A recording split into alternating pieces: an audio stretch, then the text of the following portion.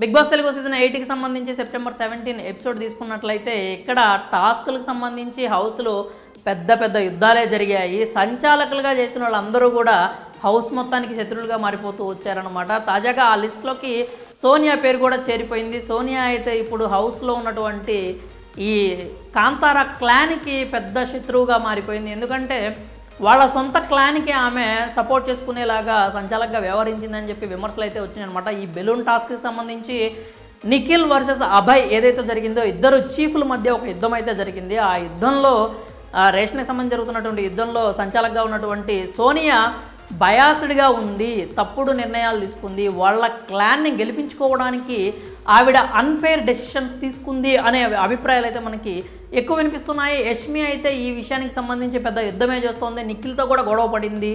అందరూ ఎవ్వరు వస్తే వాళ్ళందరి మీద విరుచుకు పడుతూ ఉందన్నమాట. అయితే ఇక్కడ సోనియా సంచాలకగా ఫెయిల్ అయిందా, సక్సెస్ అయిందా?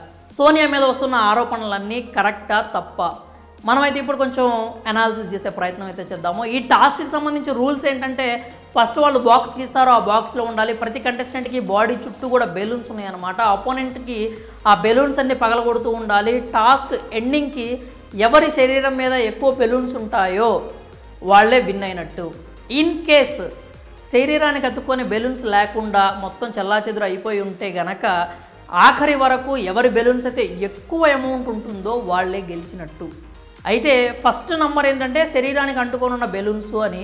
సెకండ్, ఇన్ కేస్ అది జరగకపోతే కనుక ఎవరి బెలూన్స్ అయితే ఎక్కువ ఉంటాయో వాళ్ళు గెలిచినట్లుగానే వాళ్ళైతే రూల్స్ ఉన్నాయి. నిన్న బుక్ తీసుకొని చాలాసేపు అయితే చదువుకున్నారు. అయితే ఇక్కడున్న కండిషన్స్ ఏంటంటే ఆ స్టిక్తోనే కొట్టాలి, ఆ బాక్స్ దాటి బయటికి వెళ్ళకూడదు.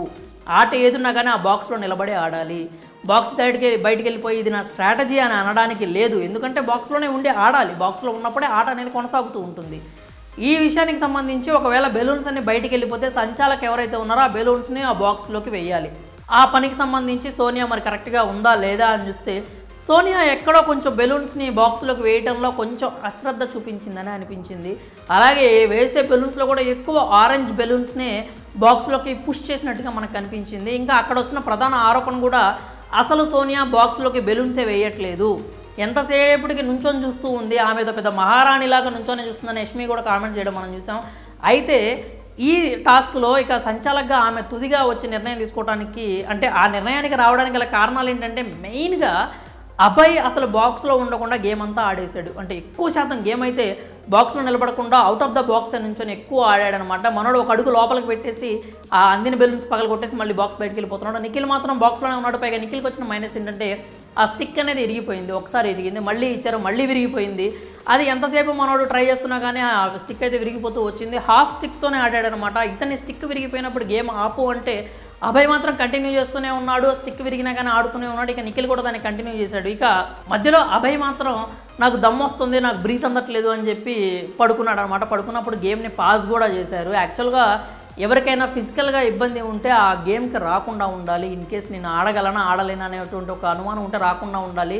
గేమ్ని అయితే ఆ విషయంలో పాస్ చేయాల్సిన అవసరం అయితే ఉండదు.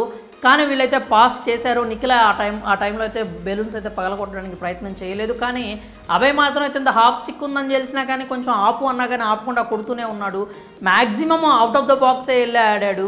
ఇక తర్వాత కౌంటింగ్ పరంగా నేను డెసిషన్ తీసుకుంటున్నాను అని ఆమె సోనియా అయితే అన్ని ఫ్లాస్ ఎవరైతే తప్పులు చేశారో అవన్నీ కూడా చెప్పుకుంటూ వచ్చింది. నిఖిల్ వైపు ఉన్న బిగ్గెస్ట్ మిస్టేక్స్ అయితే పెద్దగా ఏం కనిపించలేదు. ఆ స్టిక్ విరిగిపోవటం ఒకటే తప్పితే మనోడు రూల్స్ బ్రేక్ చేసినట్టు కూడా ఎక్కడా కనిపించలేదు. మెయిన్ ఆరోపణలన్నీ కూడా సంచాలక మీదకే వెళ్ళాయి. ఆమె బెలూన్స్ లోపలికి వేయట్లేదు అని చెప్పి.